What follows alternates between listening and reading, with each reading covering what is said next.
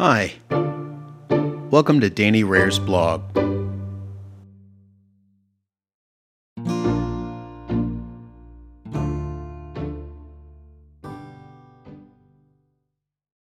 How strategy happens, a framework. A business framework is almost as important as business strategy itself. Their integration is key to success. When in the workplace, the business's strategy should drive all activity and decisions. It may not be top of mind to the individual. To that end, allegiance to the business strategy may be practically idealistic. Thing is, strategy happens whether by design or otherwise. That's where the business's framework comes into play. By design or otherwise. A business's framework is the organization's structural alignment to enact its strategy and express its potential value. That framework may be well designed or it may not be. Outcomes impact culture, morale, productivity, and more, all of which exhibit the possible value to the market and customers. To better understand, let's compare and contrast business strategy and the business's organizational framework. A classic example thereafter will filter down into definitions and my own take on frameworks. Strategy and framework. Business strategy is to the market and the customer what an organization's framework is to the operation and the employee. Together, they satisfy all aspects. Misaligned, they fundamentally battle, creating mediocrity and suffering for all. Strategy is an idea. It's a code. Strategy is to life as a skeleton is to a body. It's the promise and potential of the body. Strategy isn't the product or service, a framework itself. Strategy is the willful energy driving the organization's capability to make and fulfill. That's where the business's framework comes in. Strategy needs an embodiment framework for its life source. The framework is fulfillment. For example, organization design, workforce strategy, accounting, production, marketing, and customer service, etc. All organizations deserve the benefit of the doubt for their frameworks. It's really difficult to build and sustain a business. In spite of best intentions, the framework may not be so well designed. Emphasizing again, orchestrating a business about a strategy is really hard. Reasons for this may be a changing market, upgrading technology to fulfill operations, new business ventures, competitors, talent acquisition, etc., etc. Frameworks are just as susceptible to timing and variability as is strategy. Change is inherent to framework stability. Sometimes that framework is well designed to carry out the strategy. That makes the workplace sensible and primed for success. Frameworks, by design or otherwise, create workplaces which allow and or disallow the full promise of the business's strategy. Strategy behind the framework. Strategy is what makes the business unique, and sustainably so. Choices made by way of essential guidelines differentiate the business from its competitors. While operations and processes may be copied, the integrative approach of choices made provide lasting competitive strength. Strategy is considerable, overarching, and fundamental all at once. Take equality, human rights, and freedom in the United States, for example. The Declaration of Independence asserts, quote, "We hold these truths to be self-evident, that all men are created equal, that they are endowed by their Creator with certain unalienable rights, that among these are life, liberty, and the pursuit of happiness," end quote. Americans hold these words collectively as an ideal, a strategy by which to live. More practically, yet still at a high level, Trevor Noah's 2022 interview with former President Barack Obama spoke to the idea of democracy and freedom and how difficult they are to absorb day to day. In other words, the framework of actually living. Noah said, quote, "When you sell freedom, people think, I can't eat freedom. I can't buy a house with freedom. I can't, end quote.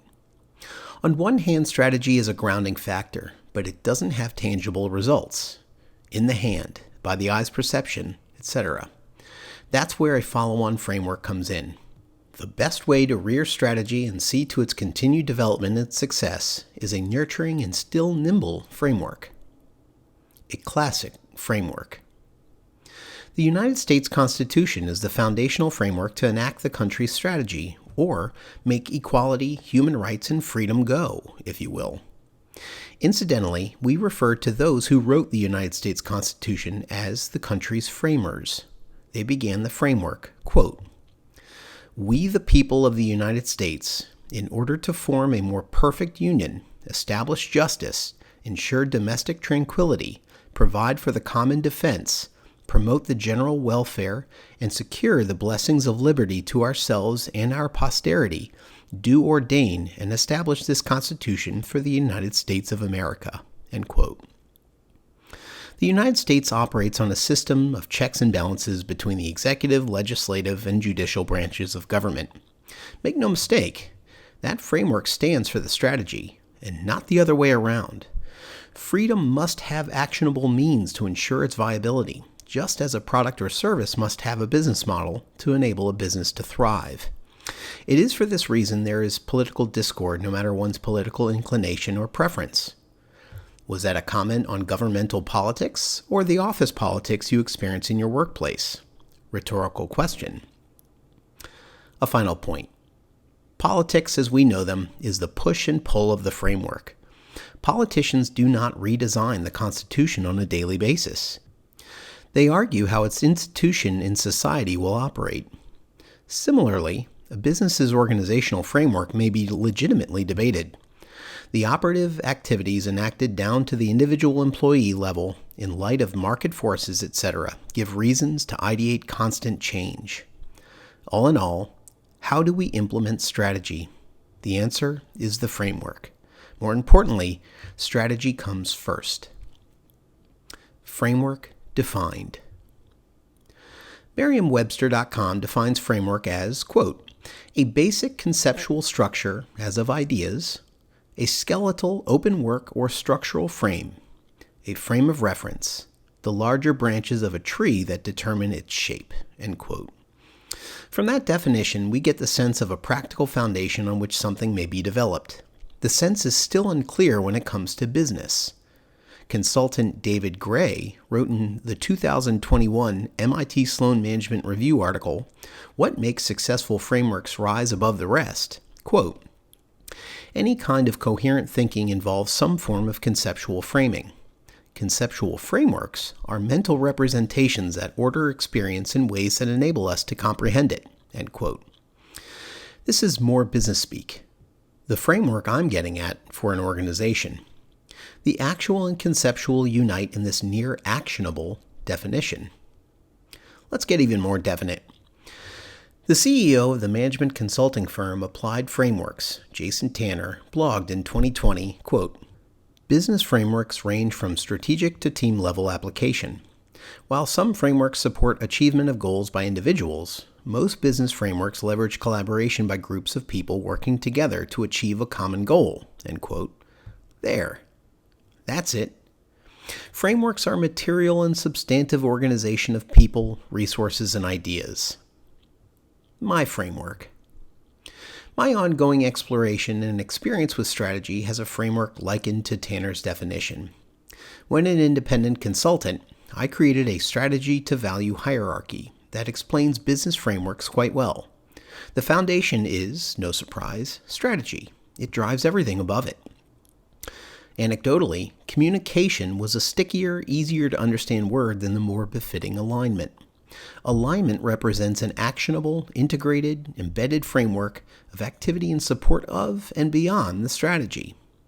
As neither strategy nor frameworks are perfect, problems will arise. They must be thoroughly defined, understood, and vetted. Every organization has business processes designed to resolve timely or situational problems in the organizational operational framework, or, by a twist of fate, even to the strategy itself. Ultimately, desired value to the customer results. It is the framework of the business that determines the degree to which strategic intended value can result. The workplace experience. Here, I think it's important to add just one more section.